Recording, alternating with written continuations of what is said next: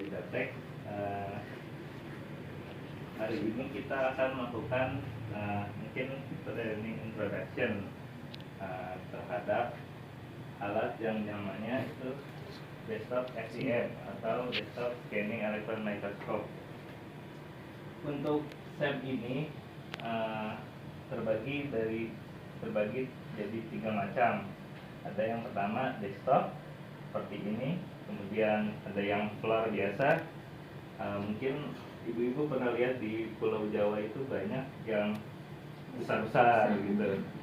Itu desktop, itu namanya floor SEM. Kemudian yang terakhir itu floor FEG. Nah itu bedanya apa? Bedanya biasanya dari kemampuan magnifikasinya, dia bisa sampai berjuta-juta lah gitu kemampuannya.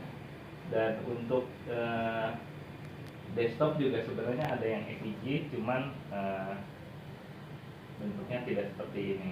Ini namanya yang ada di belakang ini desktop SEM tipe Phenom XL. Nah, di tipe ini ada di desktop SEM ini ada beberapa tipe yang dikeluarkan oleh brand Thermo Fisher. Yang pertama ada Phenom Pro, Phenom Pro X, Pure, XL, dan Paros. Nah, ini semua dibedakan dari mungkin kemampuannya, magnifikasinya, dan detektor-detektor yang include di dalamnya. Untuk yang paling basic itu ada tipenya Pure. Pure itu hanya bisa berbesaran sampai 175.000. Kemudian detektornya hanya terbatas di BSD atau backscatter detektor. Kemudian naik tingkat lagi menjadi Pro. Pro itu dia itu ada BSD dengan IDS biasanya include-nya, tapi tidak ada SED-nya atau secondary electrode. Kemudian yang full package dari desktop Phenom ini ada Pro X, kemudian ada Phenom XL, dan yang terakhir itu Phenom Paros yang FEG. Bedanya apa? Mungkin kalau yang Pro X itu hanya bisa masuk 1 sampel setiap pemakaian. Nah, di Phenom XL ini kita mempunyai yang namanya sampel holder yang besar, dia ukurannya 10x10. Sebenarnya utamanya sih di sini, yang bisa dibaca oleh detektor yang hanya di sini. Oh, yang kotak. Yang kotak ya, yang kotak. Ini mungkin untuk penyimpanan sampel yang lain sebelum dimasukkan, untuk biar sampelnya steril kan di dalam vakum ya. Jadi bisa ditaruh di situ.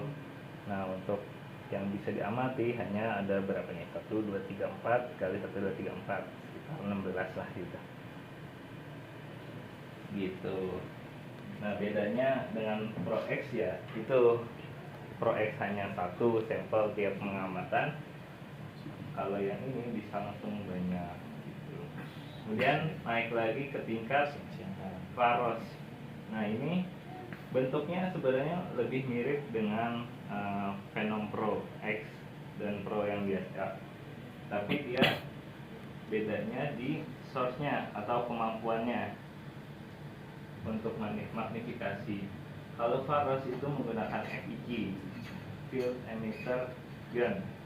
Jadi dia itu akan menghasilkan lebih banyak emisi yang berguna untuk menghasilkan gambar lebih tajam, magnifikasi lebih besar gitu. Tapi balik lagi, semuanya disesuaikan dengan kebutuhan usernya gitu. Untuk yang di sini ada Phenom XL ini perbesaran maksimalnya sampai 200.000. Kemudian resolusinya itu sekitar 10 nanometer. Itu dengan sampel yang benar-benar sangat teliti. Jadi untuk mendapatkan hasil seperti itu, perlakuannya harus beda. Kemudian cara pengamatan juga pasti tidak mungkin sebentar gitu. Butuh keahlian yang lebih, bisa sampai bernanometer seperti itu. Oke, mungkin introduction untuk panel apa tipe-tipe SIM dari panel ini sudah cukup. Kemudian kita masuk ke apa itu SIM. SIM adalah scanning electron microscope, di mana sama halnya dengan mikroskop biasa, dia untuk melihat objek kecil, tapi dia bedanya adalah menggunakan sumber cahaya yang berbeda atau sumber penangkapan yang berbeda. Kalau di mikroskop optik itu kan biasanya pakai cahaya atau pakai digital kamera. Di sini dibedakan menjadi dengan menggunakan elektron. Elektron ditembakkan ke sampel, kemudian ada yang disebut detektor, ada PSD, kemudian ada SID, ada IDS. Nah, itu detektor-detektor tersebut yang menerima sinyal hasil interaksi dari elektron dengan sampel itu. Nah, hasilnya yang sudah diterima itu dikomputasi dan dijadikan hasil gambar di komputer. Seperti itu sih gambaran singkat scanning elektron microscope atau cara kerjanya seperti apa. Kemudian di sini ada aplikasinya. Aplikasinya itu namanya adalah Phenom User Interface. Di sini aplikasinya itu untuk kita loading sampel, kemudian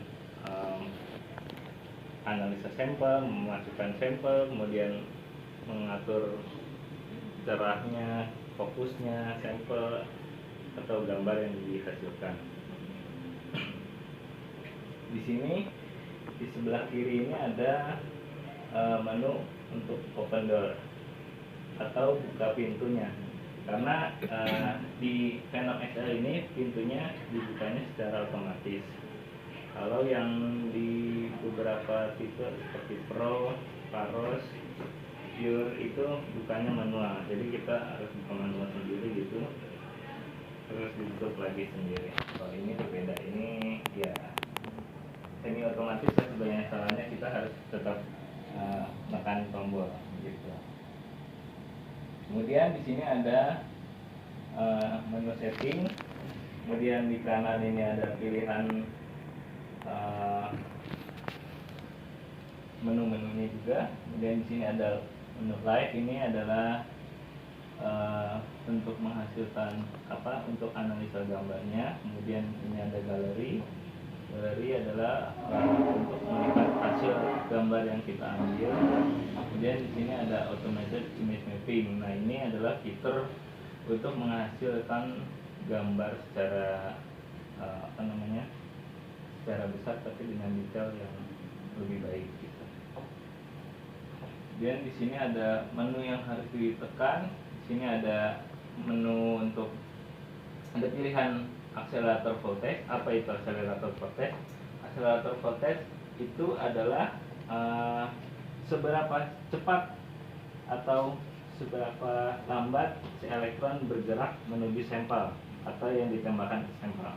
Nah, kalau di sini ada pilihannya dari 5 sampai 15 kV gitu. Jadi semakin besar kilovoltnya itu nanti elektron akan bergerak lebih cepat lagi menabrak sampel. Nanti ngaruh nggak mas ke hasilnya, kehamburan yang ditangkap sama setiap untuk kecepatan elektron? Iya, itu sangat berpengaruh. Seberapa cepat elektron yang ditembakkan itu akan berpengaruh pada penetrasi ke dalam sampelnya. Jadi semakin tinggi kilovoltnya, dia akan penetrasinya lebih dalam. Mungkin hal ini lebih baik digunakan di IDX. IDX kan butuh sampai dalam ya, penetrasi sampai dalam. Nah, untuk menghasilkan energi X-ray-nya lebih bagus gitu. Kalau penetrasinya lebih dalam lagi. Kalau untuk morfologi biasanya di 10 kV gitu. Jadi nanti itu berdampak pada representasi hasilnya juga. Iya, nanti kan mungkin hasilnya nanti ada yang permukaannya terlihat jelas atau permukaannya sedikit tidak jelas, itu bisa dibedakan dengan kafenya. Kita Itu lihat. juga nanti pengaruh sama sampelnya, misal dia tervakum dengan baik atau tidak gitu ya. Maksudnya kayak apa ya? Gimana? Bersih atau enggaknya gitu, enggak sampelnya harus kayak gimana? Kalau sampel sih khususnya sampel kering ya. Kalau di sini Tidak terkontaminasi gitu ya. Iya, tidak terkontaminasi apapun, dia sampel kering yang dimasukkan. Kemudian sampelnya ada dua jenis sampel konduktif dan sampel non konduktif. Sampel konduktif itu seperti apa? Seperti logam, batuan yang konduktif, kemudian seperti logam-logam lah, bahan-bahan logam, serbuk logam gitu. Kemudian kalau yang non konduktif biasanya bahan-bahan biokimia lah, kemudian bahan-bahan biologi. Oh, yang organik gitu. Organik ya, betul, organik. Kalau apa namanya, yang non konduktifnya itu dia bisa dua sampel. Dan nanti juga caranya ada berbeda karena di sini kan ada pilihan vakumnya. Mungkin saya lanjut lagi dari penjelasan di sini. Kemudian di sini ada beam intensity. Beam intensity ini adalah lebih ke ukuran beamnya, ukuran size atau ukuran beam yang jatuh ke sampel. Misal semakin dari kiri ini itu berarti ukurannya makin kecil, semakin besar itu ukurannya makin besar. Seperti mungkin diibaratkan lubangnya, lubang yang jatuh ke sampel itu lebih kecil, itu di low, paling besar itu di mid. Nah seperti itu. Ini fungsinya untuk apa? Fungsinya untuk kalau kita punya sampel yang rata, kita pakai beam yang besar karena untuk lebih jelas. Tapi kalau kita punya sampel yang beragam, naik turun sekali, tidak rata lah pokoknya, nanti itu bagusnya itu ke image ke bawah karena dia ukuran beamnya lebih kecil, jadi yang jatuh itu lebih detail. Jadi kan kalau ada perbedaan ketinggian ini, kalau beamnya besar berarti bawahnya nggak dapat dong. Nah kalau di scan-nya pakai yang kecil, nanti dia scan turun. Nah dia kan lebih sensitif terhadap perbedaan bentuk dan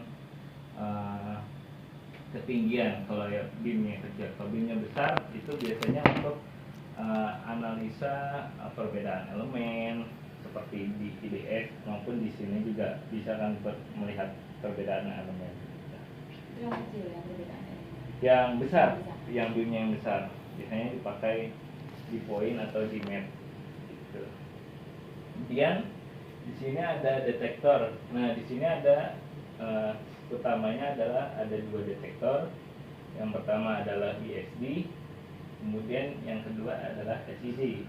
Nah di sini kenapa ada topo A topo B? Di sini adalah memanfaatkan BSD sebagai penghasil bentuk topografi A atau bentuk topografi B. Dia kalau BSD itu hasil interaksi yang dilakukan elektron dengan sampel itu yang diterima adalah backscatter elektron. Gitu. Kemudian kalau SED itu yang diterima adalah secondary elektron. Nah, perbedaan hasil interaksi yang diterima oleh detektor itu tersebut menghasilkan dua tipe gambar.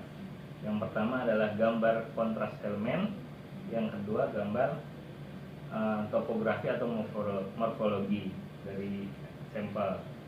Nah, yang kontras elemen itu didapatkan bila kita menggunakan backscatter elektron detektor. Tapi yang satu lagi yang SED atau secondary elektron detektor itu dia akan menghasilkan gambar yang lebih morfologi, seperti bentuk bangunnya seperti apa, bangun atau bentuk-bentuk seperti apa, kotak-kotak, tinggi rendahnya juga lebih jelas terlihat. Nah, kemudian yang terakhir di sini di yang utama ini ada vakum. Nah, pemilihan vakum ini bertujuan untuk digunakan untuk sebagai pilihan dalam pengamatan. Kalau vakumnya high, dia untuk pengamatan sampel-sampel konduktif, gitu. Kemudian yang medium itu sampel konduktif, tapi tidak terlalu konduktif, jadi sedikit semi. Kemudian kalau low yang benar-benar sampel organik atau yang non konduktif. Berarti untuk batuan dan mineral itu masuknya di vakum high. Iya, di vakum high, tapi ada beberapa mineral juga bisa di yang medium. Tergantung nanti kan ini kan pilihannya Bu ya. Jadi nanti kalau misalkan hasil gambarnya charging, dia itu nanti kita pilih yang berbeda vakumnya, bisa diganti selama wisuda di dalam gitu.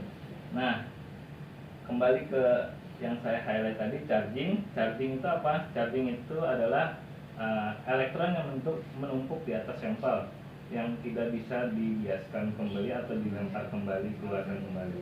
Nah, hasil dari charging itu akan seperti ini.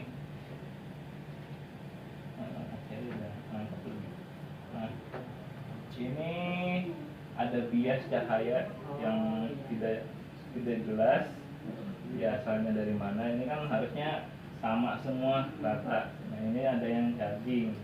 Nah, charging ini biasanya diakibatkan oleh sampel yang non konduktif biasanya. Tapi dengan kita merubah vakumnya, nanti sampel itu si elektron yang jatuh itu akan diperlambat, jadi tidak lebih cepat gitu. Tetap yang ditembakkan tetap cepat, tapi pas jatuhnya itu ditahan oleh vakum yang lebih besar gitu. Dan sini ada untuk live ini mungkin lebih ke resolusi gambar, hasil gambarnya yang kita lihat saat pengamatan.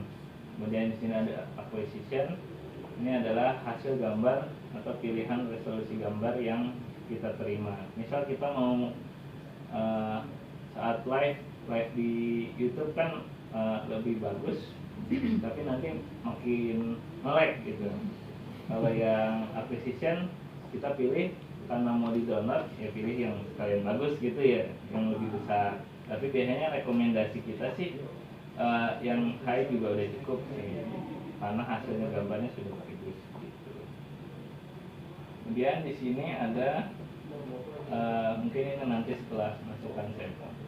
Kemudian di sini ada sampel holder atau sampel stage.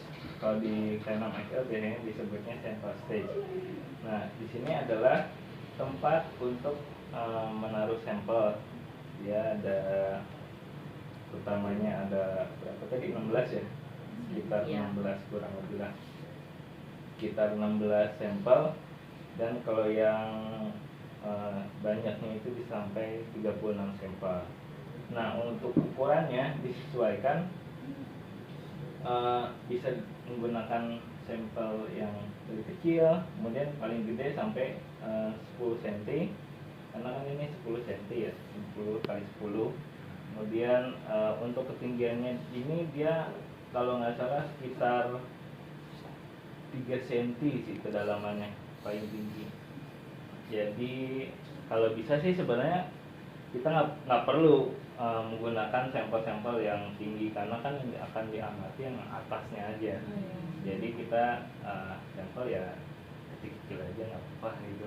Naruhnya gimana? Nah, untuk naruh sampelnya ini pertama kita pastikan dia di atas dengan cara menggeser ini. Kemudian Mas bentar Mas. Ya. Mas Akmal di sini. Ya. Saya tuh nggak setengah mati lihat Mas Akmal. Mas Akmal. Nah, untuk menaruh sampelnya itu seperti ini. Berarti kalau yang di luar kotak ini nggak kebaca dulu, cuma tervakum aja. Iya, tervakum aja nanti. Dan untuk perhatian lebih, kalau di sini jangan pakai tangan. Maaf. Iya. Nanti takutnya ada kontaminasi yang masuk ke dalam. Kan ini daerah yang diamati gitu. Nanti ibu punya sidik jari terbaca loh. Iya, nanti biasanya ada Iya. lembab-lembab gitu, Iya. ketahuan. Kenapa kok ada surat-surat di dalam TV? Gini,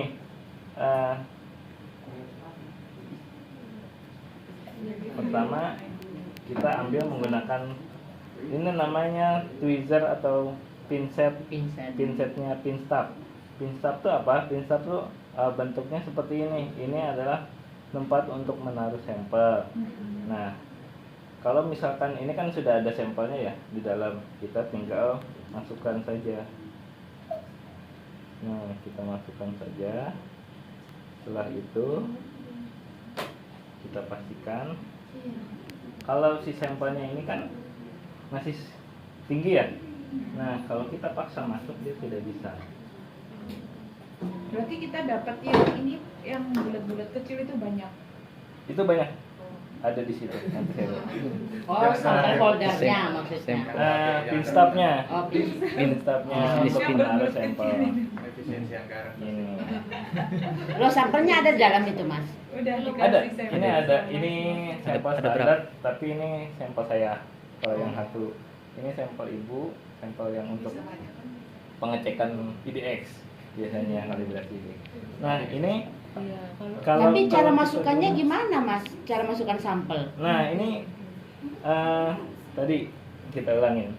Enggak. Ini kan sudah ada sampelnya. Oh, di iya. dalam. masukin sampel. Iya. Ya nanti itu maksudnya. saya kasih tahu lagi. Oh, iya, ya. oke, sudah, Mas. Dalam preparasi itu Iya, ya, oke, beda oke. lagi. Iya, oke. Lanjutkan saja dulu, Mas. Umumnya Semakin dulu ya. seru ya. Bu. Ini kita yang mungkin biar langsung kelihatan Oke, ada oke, gambarnya. oke. Ini kalau kita langsung masukkan Nggak ini bisa tidak ganjal. bisa karena mengganjal. Oh iya, harus diturunkan. Tapi kita jadinya kita harus turunkan sampai misal rata, kelihatan Bapak. Nah, kalau sudah rata ini kita turunkan ini misal ada kan ada garisnya, tiap Iya. garisnya itu mewakili 0,5 mm. Nah, kita harus mendapatkan walking distance di 7 mm karena optimalnya di sistem ini ada 7. Jadi Berarti kita geser turunkan sedikit. sampai bisa sampai 7. 7 itu berarti 4 kalinya 4 gitu, 4 atau 5 lah kita turunkan 5 garis. Setelah itu kita slide masuk, kemudian kita tutup Tutup pintunya. close the door. Nanti dari si sampel yang ada di sini pertama akan dilihat di navigasi kamera. Nah, di sini adalah sudah dihasilkan gambar atau ditangkap gambar navigasi kamera. Apa sih navigasi kamera? Sesuai namanya, dia untuk hasil gambar untuk pindah-pindah sampel. Kita bisa ke sini, bisa ke sini, bisa ke sini, ke sini, ke sini selama nanti di SIM, dalam mode SIM. Nah, kalau di sini kita hanya memotret gambar sekali saja. Kemudian nanti gambarnya nanti akan muncul di sini saat di mode SIM. Nah, kita bisa klik sini nanti saat mode SIM. Ini juga bisa kita atur fokusnya, bisa kita atur kontrasnya dan lain-lain. Itu utamanya sih untuk navigasi kamera biasanya sudah dibiarkan default seperti ini saja. Yang penting kita bisa kelihatan di sini ada sampel, di sini ada sampel gitu. Terus kita langsung menuju mode save. Di sini ada pilihan move to save. Langsung. Nah, ini di sini dalam hal ini si sampel stage yang tadi akan pindah ke dalam sini. Ke bawah namanya adalah chamber untuk pengamatan. Di sini ada perbedaan vakum dengan yang di depan. Gitu. Jadi saat masuk tadi, ini kan nyala ya ini ya. Dia itu ada free vacuum pumpnya membantu sinergi saat buka portal ke dalam. Gitu.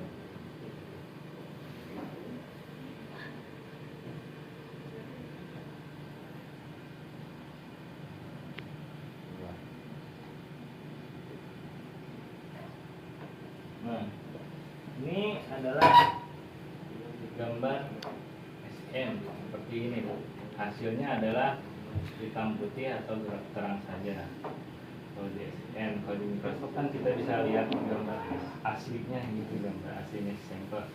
Kalau hasil di SEM itu akan dihasilkan gambar gelap terang saja. Nah, saat ini kita sudah dalam mode DSD atau memakai detektor detektor.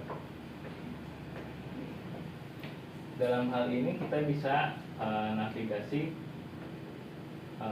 menggunakan menu yang di kanan ini.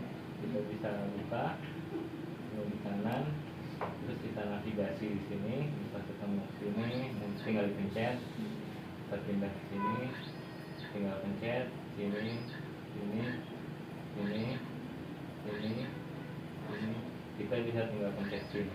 Atau kalau kita mau pindah yang hanya sedikit, kita bisa pencet di layar. Nanti dia yang dipencet itu akan menjadi di tengah. Misal yang ini kita mau di tengah, nah dia di tengah. Kita ini di tengah. Nah, setelah itu apa sih yang bisa kita lakukan? Yang pertama, bisa merubah akselerator voltage-nya, mau yang rendah atau yang paling tinggi. Kemudian kita bisa pilih intensitinya. Kemudian kita bisa pilih detektornya, pilih yang mana. Kemudian ini kalau working distance ini berpengaruhnya nanti saat fokus, jadi kita biarkan saja seperti itu terlebih dahulu. Kemudian di sini ada pilihan vakumnya. Vakumnya mau yang high atau medium atau yang low. Ini tadi bergantung pada tipe sampelnya. Kemudian kita bisa rubah-rubah nama hasil sampelnya. Misal mau sampel, kalau di sini kan sampel pinball. Nah, kita bisa rubah. Kemudian di sini juga bisa rubah magnifikasinya. Atau magnifikasinya ini bisa kita rubah menggunakan scroll yang ada di mouse. Yang pertama adalah kita klik magnifikasi, kemudian kita scroll ke dalam. Nah, sini akan bertambah magnifikasinya. Ini jerawat bisa pul-pul. Itu akan besar ini, terlihat terlihat. Maka tadi ibu sudah si deterjen. Jadi mirip dengan Nah, ini sampel saya itu sampel yang bulat-bulat seperti namanya pinball atau bola-bola timah virus. Gitu. Kemudian setelah ini apa sih yang bisa kita lakukan? Kita bisa atur kecerahan dan kontrasnya. Nah, aturnya ini ada dua cara, ada yang manual, ada yang auto. Tapi untuk awal sih sebenarnya menggunakan auto saja. Kemudian setelah ini apa sih yang bisa kita lakukan? Kita bisa autofocus juga. Jadi kita nggak perlu susah-susah cari geser-geser. Nah itu adalah teknik tersendiri lain untuk yang untuk cara-cara ini. Kalau untuk tahu ya, bisa nggak keukur ini diameternya berapa? Oh itu bisa tapi biasanya sih di sini sih yang sudah digambar. Bisa dikasih garis. kalau udah jadi ya. Kalau udah jadi sih. Oh, kalau udah jadi. Kita pakai skala ini. Ini pinball yang pecah ini sekitar 6 mikrometer. Masih besar sih di sini. Iya. Ya, terus bisa kita kasih nama juga ini juga nama pinball gitu. Ini kan buat buat lihat bulirnya kayak gitu kan ya, masih permukaannya. Kalau buat tahu elemennya apa aja gitu. Nah itu yang Nah itu DX nanti itu. pakai DX. Oh iya, nanti ya. Iya, Di end. nanti. Semoga connect nih hari ini. Ini ya. Pakai manunya beda lagi. Kalau mengatur yang 5 mikro di bawah itu gimana mas? Yang ini, Iya. ini skalanya auto sih Bu. Oh begitu. Iya, tergantung dengan perbesarannya, misal perbesarannya makin Oh besar, iya kan ya, nanti berarti di bawah kalau langsung makin- otomatis Iya ya. betul. Oh Biasanya sih termasuk perbesarannya juga ya. Biasanya sih yang diminta dalam jurnal itu hanya perbesarannya, kemudian Iya. Saya tidak tahu, Pak. vektornya. Iya, betul. Tidak paham. Ya biasanya kan kalau kita buat paper itu kan dimunculkannya itu. Iya, ini Iya, iya betul, dengan yang perbesarannya berapa gitu. Mau diatur tidak tahu. paling nanti mungkin ibu kalau di paper targetnya berapa menit, berapa mikron gitu. Nah, dalam fokusnya juga ada beberapa cara. Ada cara yang auto yang tadi kita praktekkan, kemudian ada Taruh saja. manual fokus. Manual fokus itu bisa di scroll juga caranya. Nah, kalau ini manual fokus itu bergantung pada sense of focus. Kita harus punya feeling ini udah fokus apa belum ya. Nah, kalau feelingnya ini didapatkan dari dilatih. Pengalaman. Berapa sering kita pakai, nanti sense of fokusnya nanti makin bagus, nanti hasil gambar yang kita ambil lebih jelas lagi gitu. Nah, ada yang terakhir namanya fokus in selected area. Nah, kalau ini adalah teknik manual fokus, tapi kita mungkin nanti pusing ya ngefokusin segini besarnya, jadi kita fokusin yang sedikit-sedikit dulu. Untuk caranya sama, masih sama di scroll. Nah, di sini juga ada dua tipe fokus. Cara untuk memfokuskannya ada yang fokus kuat atau kasar. Kalau kasar itu tidak ada tulisan F-nya di fokus. Kalau yang ada tulisan F-nya dia halus, jadi saat di scroll dia pelan-pelan gitu. Sampai tulisan papernya itu. Enggak akan hilang. Kayaknya muncul lagi. Soalnya yang menentukan fokus enggaknya itu kita. Coba lihat. Gitu. Kalau dirasa sudah fokus kita klik di luar. Gitu. Kemudian untuk pengambilan gambarnya gimana sih? Untuk mengambil gambarnya itu seperti ini. Nggak bisa Ada ekspor. foto, ada gambar foto. Kita tekan, kita bentuk. Hasilnya akan menjadi lebih baik lagi. Ah, ya begitu. Nah, ini juga bergantung pada resolusi yang kita ambil atau kita pilih yang tadi, mau yang base, mau high atau yang lain. Semakin rendah upgradingnya atau resolusinya, semakin cepat ngambil gambarnya. Tapi kalau kita pilih yang paling bagus dengan resolusi yang 8K